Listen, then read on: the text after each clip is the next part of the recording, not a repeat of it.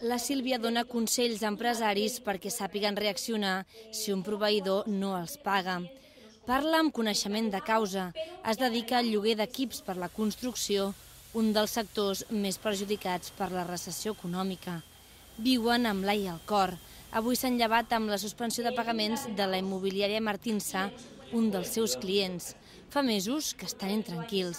Aquest any serà molt pitjor, és el que tenim previst, i encara durarà una miqueta més.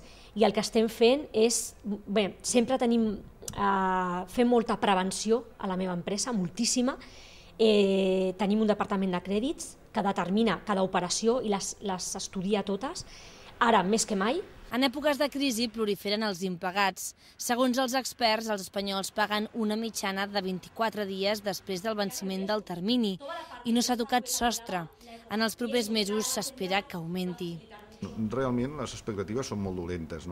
Ara, de moment, encara estem en una primera fase de desacceleració de l'economia. Aleshores, el pitjor arribarà a l'últim trimestre del 2008 i el primer trimestre del 2009. És quan realment tindrem tota l'avalanxa d'impagats.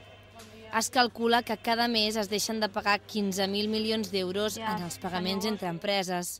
El principal consell és saber amb qui es fan els tractes i demanar comanda, albarà i factura.